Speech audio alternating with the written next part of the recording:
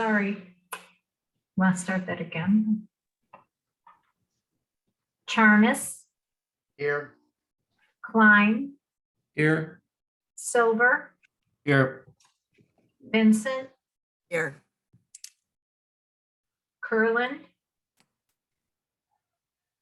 Perry, Here. Duber. I am here. I'll make a motion to approve the special council meeting minutes, March 2nd, 2022. Is there a second? Second. Thank you. Anybody have any comments? If not, if you call roll, please. Charnis, Yes. Klein, Yes. Silver, Yes. Vincent, Yes. Perry, Yes. Duber. Yes, I'll make a motion to approve the council meeting minutes of March 9th, 2022. Is there a second? Second. Thank you. Comments, anyone? All right, call roll, please. Charnis, Yes. Klein, Yes. Silver, Yes. Vincent, Yes. Perry, Yes. Duber. Yes. Make a motion to approve, to authorize the expenditure not to exceed $283,629.94 for the purchase of a 2023 Dodge 5500 4x4 built by Horton Emergency Vehicles, which is the low bidder through the Ohio Cooperative Purchasing Program. Is there a second? Second. Chief Wilson, did you want to speak on this? Yeah, let me tell you what the process we kind of went through here. We put up a committee about 6 months ago, and they narrowed it down to a couple of vendors they liked. Horton, we've had in the past, they're actually made here in Ohio. So we ended up going with Horton again. The squad that we will be replacing it with is a Horton also. So we've had good luck with the Horton, just not in the last 90 days, right, Bob? So we've added a few things to this one due to the COVID. We've added the HEPA filtration system, a positive pressure, which will keep any viruses and bacteria out of the cabin area. And we've put the built-in UV disinfectant system in there. We're adding a new cot. We're going to trade our old cot in. We are going to reuse our load system in this squad. The difference in this squad is it's a little bit smaller cab-wise. The box is about the same. But the cab is actually a gas engine this time. A lot of communities have been going to the gas engine and have found that to be a cost savings and a little less on the maintenance. We also spoke with Terry Goldhammer, and Terry also liked the idea of getting the Dodge because most of our vehicles are Dodge and he's familiar with working on them.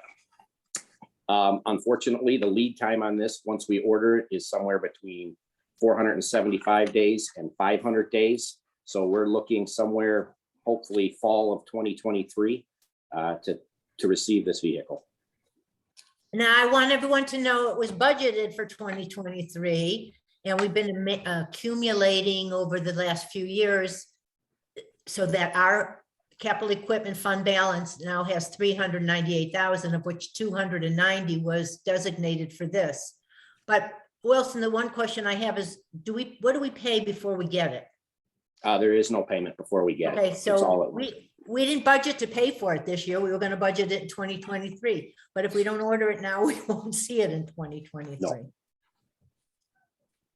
As long as we're not committed to something financially, fiscally for it is it till delivery, Bob, or is it? It's till delivery. Yeah, we have no commitment on it until delivery. That's interesting that they Yeah. don't require some kind of down I think it's payment. because it's state bid, maybe. Because we have to pay, we do pay on other things. Okay, so we ask that you allow this much needed asset to go forward. Anybody else have any questions for the chief or anyone else? The finance committee looked at this issue too, and we didn't vote on it, but there were no objections. Okay, thank you. All right, if there's no other comments, Anna, if you call roll, please. Charnis, Yes. Klein, Yes. Silver, Yes. Vincent, Yes. Perry, Excuse me, yes. Duber, Yes. Thanks, Chief.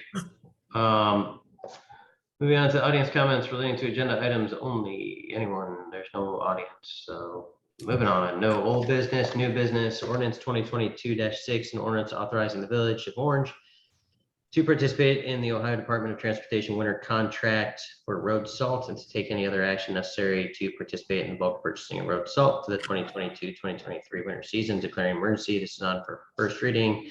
Administration has requested suspension of the rules. I'll make a motion to suspend. Is there a second? I'll second it. Thank you. Any comments on suspension? And if you call roll, please. sure. Charnas, yes, Klein, Yes. Silver, Yes. Vincent, yes, Perry, Yes. Duber, Yes, I'll make a motion to pass ordinance 2022-6. Is there a second? I'll Second? Thank you. Mr. Zugan, Spun's already talking about winter again. Anything to add to this? Except for, No, the only real thing is, our salt quantity adjusts year to year based on what we have, what we purchased, the prior year. We did drop it, the 22 season. We requested 1,500 tons. As you can see in this ordinance, we dropped it down to 1,100 tons. Again, a reminder, we're committed to at least buying 90% of that number to a maximum of 110. As it stands now, our salt shed is full out the door. We ended up purchasing 110% of our salt order this year because that number was $37.38. And it's been a while since we've seen a number that low for tonnage. So I anticipate it to go up slightly based on the winter we had. Some communities were using a little more salt than they have over the course of the last few years. We were pretty much in line with about 1,100 tons that we used last year. Bob, what is the timing of delivery of this, the salt? It doesn't come all at once, does it? No, we order it as needed. Typically, Okay. we'll order by 300-400 tons. We do have the capacity to store. Again, a reminder, we have a large salt bin, and Yeah. that being said, we don't have problems like other communities, like we used to. like we used to, yes. Mm, Okay. anybody have any questions? This has to be back to the state by this month. That's why the suspension. Yeah, this has got to be uploaded to the state of Ohio by April 29th. So obviously that was a reason for suspension. You said the shed is full right now? Yes, it is. Okay. How long does a full shed usually last? Well, it's know it's hard to it's say. hard to predict in the winter. know. The worst winter we've had, we used in the neighborhood of just shy of 2,700 tons. In the least winter, I want to believe we were down at that 600-700 range. So, with them making the change to the 90 and 110%, it used to be 50-150. So the criteria change, and it really puts a lot of onus on us trying to calculate what we are going to use. It's a real calculation, Brent. There's risk I know. involved. Yeah. How many tons does the shed hold? We have about 1,600 tons in there, and it depends on how much we ramp it up and stack it. I'd probably say we have it in excess of 1,600 tons right now. Okay. Is that the maximum capacity, Bob? What's the maximum capacity of storage? Again, it depends how high we stack it. We've been ramping it up to push in as much as we can. Like I said, I wanted to get that 110% based on the cost numbers that were on this year's. And that afforded us to lower it by 400 tons on this contract. And we don't know what the price or the tonnage will be. We will be beholden to whatever it is. Yep. Typically, that comes out somewhere in July, mid to late July, that number. Thanks. Any other comments or questions? All right, if you'd call roll, please. Sorry, somebody's coming in. Okay. Charnas, yes, Klein, Yes. Silver, Yes. Vincent, yes, Perry, Yes. Duber. Yes. Moving on to ordinance 22-7, ordinance prohibiting the discharge, ignition, or explosion of fireworks within Orange Village. It's on first reading. Mayor, did you want Well, I will just summarize by reminding those who had heard that the state of Ohio has enacted new legislation that effective this summer designates certain days, it was 16, 18 days a year, where it is now legal for residents to set off firecrackers. And we don't allow it. It's not legal in Orange Village, but we have to pass this, and Steve can explain better why, so that our ordinance continues in effect. Unless somebody on this board wants to allow people to set off firecrackers, this is what we have to do to keep them not legal. Right. The state legislation allows people to set off fireworks during certain holidays. Obviously 4th of July and New Year's Eve and New Year's Day. And these are just the retail grade fireworks. They are not what the professionals set off. It's the commercial grade, not the professional grade. I'm not getting that language right, but you get the idea. The legislation is clear that they aren't seeking to preempt local authority to continue the prohibition as they have done in other circumstances. So that's what this ordinance does. It allows you to keep the law in place that you have in place now. this does not include things like sparkler. Right. There are a couple of express exceptions that are written into the legislation, sparklers and that type of thing, like the champagne, little champagne bottle. that pop. Poppers. Yep. Right. This is to avoid the amateur displays that occasionally find their way into the community, and they're extremely dangerous. We witnessed a home catch fire because somebody set off a Roman candle in their backyard, and nobody knows where these things are going to land, and they're still live. And it hit a roof and caught the roof on fire. Well, I'd clarify that it prevents that activity from being lawful. It won't Right. prevent it from happening. Right. Exactly. Well, at least it is somewhat of a deterrent, Mr. Byron. Only for law-abiding citizens. What is the penalty for being caught? Is it a warning? Is there? I think we put that in there. I think we made it a minor misdemeanor for the first offense and then a fourth degree misdemeanor after that.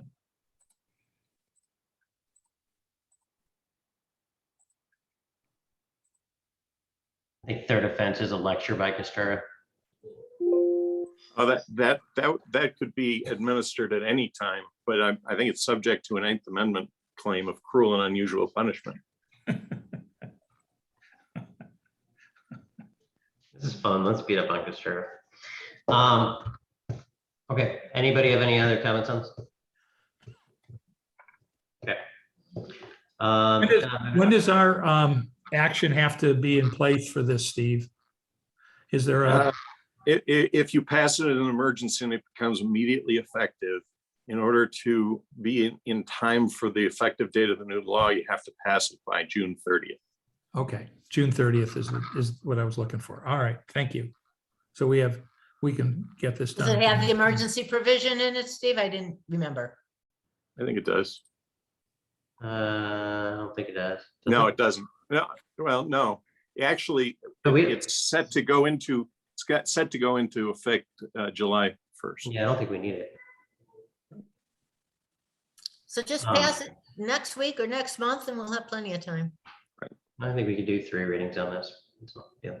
So that takes us to just next month. It's interesting, makes for interesting reading. Okay, moving on to audience comments relating to matters which advance the good of the village. Still no audience. So mayor comments. Well, I'm just going to give a few little minor things just to remind you that paper shredding is this Friday at Pepper Pike. 5 grocery bag limit. So far, Orange has been pretty lucky, but many communities near us, and if you go on Nextdoor, you'll see lots of people talking about their cars being stolen and things being stolen out of their car. So we're trying to remind everybody to please lock your home and car doors. The most important thing that happened this week is, of course, the injury of our Sergeant Doublejack, and I'm going to turn this over to Chief Costura and let him give you an update on the sergeant.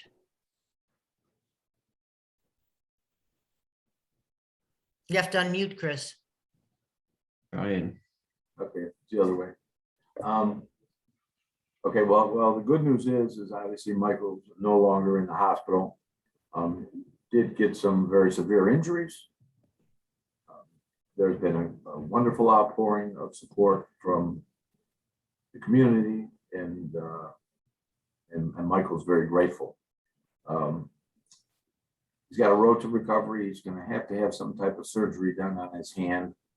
Of the injuries that he received, the staples from the injuries along his neck have been removed, and he's in good spirits. He's ready to come back when he's allowed to come back. He's not ready to come back. No, of course not. But like I say, he's in good spirits. That's very, very important. And there's been a whole lot of people on the police department as well as the fire department that have been very affected by this. We're working through all of that at this time. Hopefully everything will be okay when this is all cleared up. But there's certainly a ways to go for a lot of people. But thanks to everybody, the well wishes and everything else. It's been humbling to him, and he said it to me more times than I can even express. And I've been visiting with him, and I've seen him 3 of the last 5 days, and yeah, he's doing well, and hopefully that everything will be okay. But it's going to be a while before he's back to work because of the significance of the injuries. You said the staples were taken out of his neck, but they're still in his head. They are still in his head, depending on the healing and the location. And we'll let the doctors do what the doctors do, and we're trying to help Mike along the way. Chris, I have a quick question. Thanks for the update. It's really great to hear. And please pass along that I'm sure with me and everybody here on council that we wish him a speedy recovery. You mentioned something that jogged my memory. Do we still use Cowga County incident debriefing? I don't have it anymore. I asked the same thing. We used to donate it to it, and it's gone. Yeah, okay. What do you use? We had a meeting today with, see if I have their name here, West Shore Critical Incident Response Service. Okay. It's a group that we know of on the west side that does a similar thing. And we prior to this meeting today, we had a lengthy meeting between just the officers that were involved in the incident. I want to tell you that I know that there's several fire department members that were very impacted by this as well. But the meeting we had this afternoon, just prior to me being here, was the 4 officers that were on the scene. I can tell you that there's at least, at minimum, 4 firefighters that were also very heavily impacted by this. And we are going to do what we can do for them. And there's some officers that weren't there, that are my department, that are still affected by this as well, simply because we're a pretty close unit, and it's bothered everybody, and just some more severe than others, and we're trying to sift through that to make sure that everybody's okay. That's good to hear. You know, in the old days, people used to just be like, I'm fine. And, you know, That's what the comes later. gentleman that we had in that we were discussing with, it was the old days. But listen, suck it up, kid. No, it's past that any further. There's a lot more. There's a lot more to it, and we know that, and we're doing the best we can to make everybody okay. Are you allowed to tell council and the public what the guy has been charged with? Yeah, that's public record. It's attempted aggravated murder, police officer, and felonious assault. I assume he had a psychiatric break of sorts. Not to discuss any further on the case. I don't know that that's necessarily true. He has a prior criminal record for similar offenses, and he wasn't found that way at that time. So I don't see why he would be found that way at this time. But that's my opinion, and not a legal opinion. Was he known to the Orange Village Police at all, or was he not on your radar at all? Nope. Not one of our special people. Yeah. All right. Thank you, Chief. So I'll just finish my comments by just saying, I'm very proud. We can all be very proud of all the employees, our police department specifically, our fire department as well as service guys who also serve on the fire department. We just have a wonderful team, and the administrative people too. So I just kudos to everyone working there and caring about each other. Thanks. Mayor, is that it? Yeah. Okay. Yeah, and you know, obviously, I think everybody will, but I just want to echo, wish the best to Mike. I will say though that I think that our officers showed pretty significant restraint in a situation like this, and I think it's very telling of our police department and how our police departments run, how our officers are. I think that if this was happened in Cleveland or other places, that there would not be anybody to charge with attempted aggravated murder. And again, I think it's pretty unbelievable. Obviously, it's horribly shocking what happened to Mike, but at the same time, they still went ahead and used non-lethal force. I just think I'm proud of our police department. And I think everybody should be. And when there's all these national headlines and whatnot about, police officers, being extra aggressive, I think that is absolutely not the case with our police department. And I think this is a fantastic example of that. Just want to, throw that out there. So. Well, we are lucky that we are able to have very well-trained officers. They've had a lot of de-escalation training. In fact, this year, every single one of our officers will have 24 hours of diversity training. They learn a lot of things that way, and they work well together. And I have nothing more to add other than how proud I am. That's all I have to say on that, and that's really all my comments. So, Sperry. I have no comments. Thank you.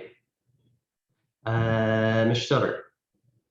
Just to echo your comment, my thoughts are certainly with Sergeant Doublejack and his family. We had an incident a couple of years ago before I was on council where we had to deal with him, and he was wonderful to deal with, very professional, wonderful police officer, and seemed like a great guy as well. So my thoughts are certainly with him, and it was very heartwarming to see the way the community, Orange Village, and the larger community, the police community, and whatever other communities rallied around him as well. So that's all I got. Thank you.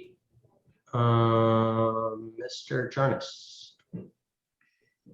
So again, I know everyone will, and to echo what everyone said, including Brent, my whole family's hearts go out to Sergeant Doublejack, like Brent. Personal experience with him, as professional as anyone I've ever seen, and obviously continued on with this incident. It's disturbing. I look at what the chief said. I am concerned, with the incidents that, our staff has had to experience in the last year.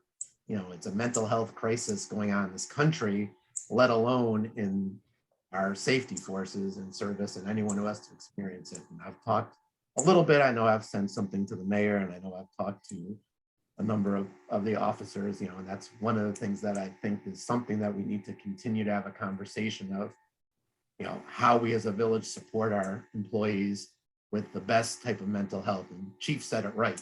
There is no more, suck it up, that's the job you signed up for, because there's a lot more to this job than anyone, really probably understands when it relates to the training they get to do their job, but then the mental health aspect to it. So, I hate, for instance, like this to bring it up, but it's something that I think, as a village, as any employer, but especially a village that provides, safety for our residents and, heroic actions that they do, and they have to then deal with the aftermath of that. And I worry about that, and I worry about the next time it happens, how they are going to be able to respond every time. And, I give them all the credit. So, not to get on a soapbox here, it's not something that I'm ready to discuss, how we do it. I don't know how we do it, but, I think, something, whether it's the next budget or budgets in the future. And I know there's Shaker Heights is talking, I think they have a pilot program where they have some mental health professionals or a professional that can help not just the staff, but help in a mental health crisis situation that maybe a police officer has not been trained on. So, or an EMT or something like that, which also could free up time, and obviously we're having more and more incidents. So it's something that I think, is important to me. And I think it's something important for us to discuss in the future, just to support our residents and our staff. So again, thoughts go out to the sergeant, and that's all I have. Thank you. Mr. Klein. Thank you. Planning Commission met last night. A number of items on the agenda, 2 new houses at the Lakes of Orange. Pulte is very quickly running out of lots to build on. I think they have 3 unaccounted for lots left in their treasury. We'll probably see some of those, I would think, before the end of the summer, and they will have completely built out their development. We also discussed that for a variance that will be coming before council for charging stations at the Whole Foods parking lot outside at the entrance to Pinecrest. I think this is a great opportunity to demonstrate as a community, our commitment to sustainability and the future of what reducing our dependence on oil and gas-fired vehicles. And that will be coming here, I would assume next week, Steve? Next week, yes. Okay. Yeah, council should be receiving a draft of the conclusions of fact, probably Friday. Did the Okay. notice get published for the public hearing? Steve, Anna, anyone know? That's a question for Anna. She's muted. I got it later today, so it'll be done tomorrow. That'll work. The Ready Committee has received a new proposal from AJ Liu for our consideration. I hope to bring a draft of it to the council meeting next week for review and consideration. It's quite a bit less than their first iteration. It focuses entirely on education and creating some opportunities both for the community as well as the committee to participate in both understanding and bias. And we'll be looking, after I review it pass it around to the committee and review it, I will bring it to council next week for introduction here for consideration. Mr. Klein, if you can have that sent to everybody well prior to the meeting. I will. I just got it. I just got it today, Brandon. So I will send it around. I haven't, I just downloaded it before the meeting. So. No, that's fine. I just want to make sure people have an opportunity to look at this. Absolutely. Absolutely. I don't really know what it is, so. Yeah. I had a lot of discussion with the provider to give her a better understanding of what our needs and objectives were and are, and how they will be able to serve us. And they have done, I think, a pretty good job of recognizing what that might be and how to respond to it. And the committee in general was very pleased with some of the concepts that she talked about that reflect some of our feelings about where we should begin the journey. What are our needs and objectives according to the committee, at least? Well, I feel like I don't really know, and I feel like nobody else on council really knows, unless I'm missing something. well, I've shared those in a number of written pieces, but in a nutshell, first of all, it's to come to a better understanding of who we are as a community. What are the understandings of what racial equity, diversity, and inclusion and belonging means? And the emphasis is on belonging. How do we feel like we belong to the community in which we live? And recognize some of our own internal understandings of what a variety of terminology really is, so we can speak to each other in an understanding way. So our real focus is to begin by looking at understanding and recognizing who we are and what the values of our community may be, and then looking at our Is that an understanding as in like us as council or administration or employees, or just as a total community, as Orange Village? Who are we? You know, and and in the end, my hope is that we're going to kickstart this project, if you will, using these educational sessions as a means to bring the community together and have some meaningful discourse, and in a facilitated way. And I think that the operative word here is under the facilitation of someone that knows what they're doing, and not just those of us on the community who have undertaken the work to move this, advance this idea. I don't by any way claim to have special knowledge about how to have this discussion and the way to make it reasonable to all concerned. And I think that's what's important. So we're going to begin there. I will distribute the proposal so you can see it. From what I can see, there are a couple options that mainly are based on how it's delivered, whether it's an in-person or whether it's a Zoom or internet platform as a means to delivery. And there'll be, you know, kind of a workbook with information that we can use for reference. And I think what we're is it just something for like community members who want to participate can participate in this? Absolutely. But is it? I'm just trying to get an understanding. But is it for employees? Is it? It's not for any particular group. It's for the community at large, which includes the council, the administration, the departments, anybody who feels a need or want to be a part of this discussion. And we're going to, once we have it kind of in place and can organize it, we're going to put it out far enough that we can send information out to the community and encourage those people who may have some interest in it to participate and attend. So we can get as broad an audience as we can possibly get. So it's just like a volunteer kind of, like whoever wants to participate in this participates in it. Yeah, and I It's hope nothing that like it's nothing that's being proposed as like mandatory for employees or anyone. No, absolutely not. It's all going to be based on interest, and I would hope that all of our members would, you know, particularly the members of council, would be interested in attending some of these sessions. But it's up to the individual what they would like to consider and how they'd like to be a part of it in some way. We can talk about it more. I'm just trying to understand how that fits in with us as council making legislative action. I'm not finding the connection there necessarily. There is no legislative agenda associated with this, Brandon. Okay. At least not now.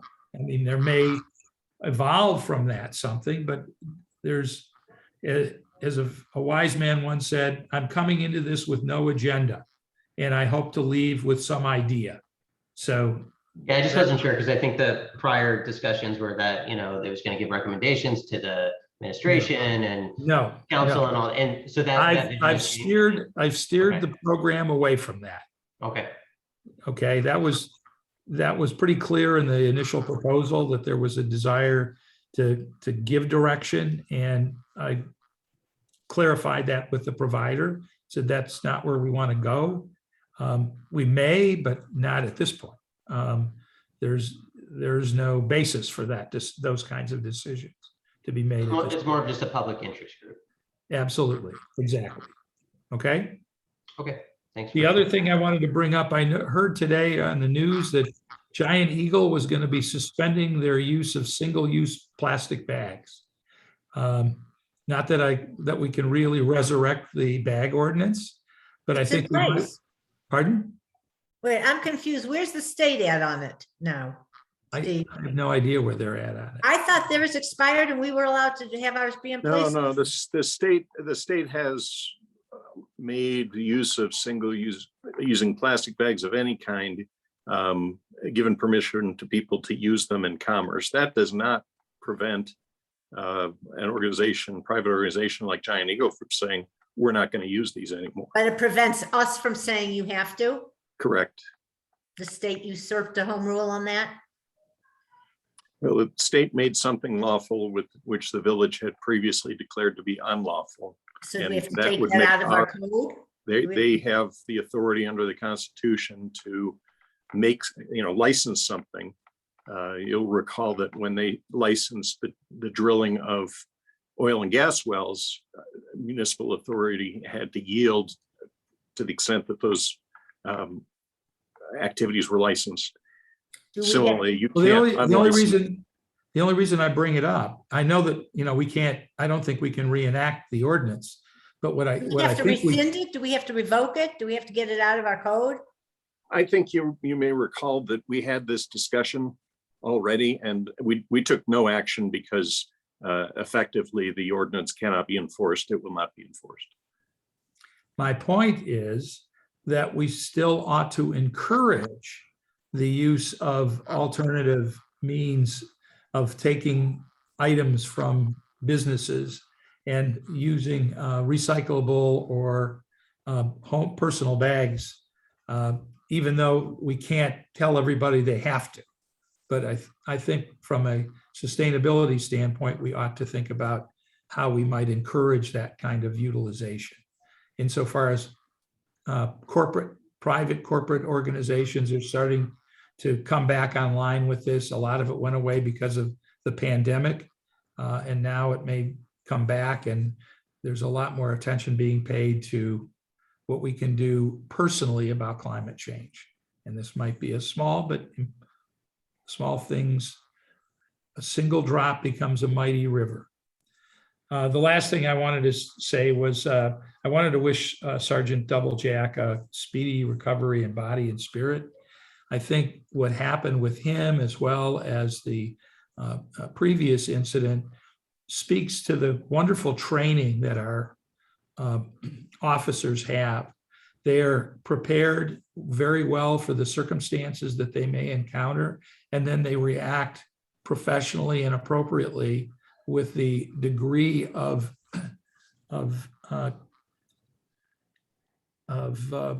consideration that ought to be in those situations. And it's about the leadership of our safety services, Chief Kostura, Chief Wilson, Director Zugan, in how you train your staff to do the work that they do and for us in the community, that prepares them for whatever might come in front of them, and they do it well, and they do it safely as they can, and without jeopardizing members of the community, and hopefully minimizing the danger to themselves.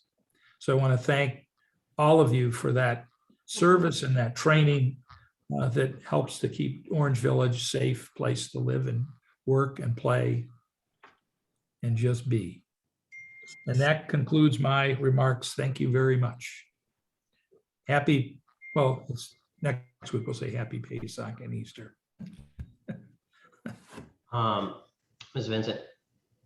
Good evening, everybody. I too want to add in my best wishes for a full and speedy recovery, not only to Officer Doublejack, but also to our other first responders who were affected both directly and indirectly. I want to thank them once again for their service to our community, for keeping us safe. My thoughts are with all of them, with Mike and with his wife, Jessica, who I have the good fortune to work with on a regular basis. At this difficult time, our prayers and thoughts are with you. On a lighter note, I want to congratulate Judd on his induction into the Hall of Fame. I think it's coming up this week, right? Friday. Yeah, so congratulations on that. Thank you. In school news, the OHS Amnesty International Club held a fundraiser last week to help aid in the humanitarian crisis in Ukraine. I read that nearly 43,000 Ukrainians call Ohio home, with more than a third of them living right here in Northeast Ohio, some in our own village and neighboring communities. And I just want to extend my support to the families in Orange Village and our neighboring communities who have extended family in Ukraine and those surrounding areas. I stand with them as we pray for an end to the egregious assault committed against that beautiful country and its people. In other school news, construction has begun on the high school.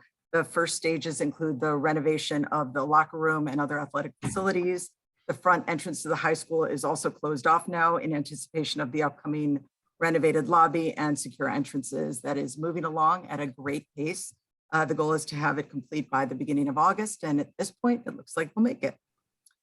13 OHS students were including some Orange residents, were among those inducted into the 2022 National Technical Honor Society. So we send our heartiest congratulations out to them. And just today, the OHS Future Problem Solving Team learned that they came in first in the state, and they're now headed to represent us at the International Bowl, which is very cool. The Board of Education's next meeting, if anyone's interested, is Monday night, with a special meeting early tomorrow morning with the mayors. I expect Mayor Mulcahy will be there, and if any other council are interested, they're welcome to come as well. It's very early, 8 a.m. call. And this weekend at 7 p.m. on Friday and Saturday nights, the OHS Thespians are performing the Elvis Jukebox musical, All Shook Up, with lots of fun twists and turns akin to Shakespeare's Twelfth Night. This is school news, but it's also a personal note, as Caden is in the show. So go ahead and don your favorite pair of blue suede shoes and come join in on the fun. Tickets are available online or at the door. That's all I have tonight. Thank you. Okay. Thank you. All right, we are adjourned. Bye, Good night, everyone. everybody. Good night. Night.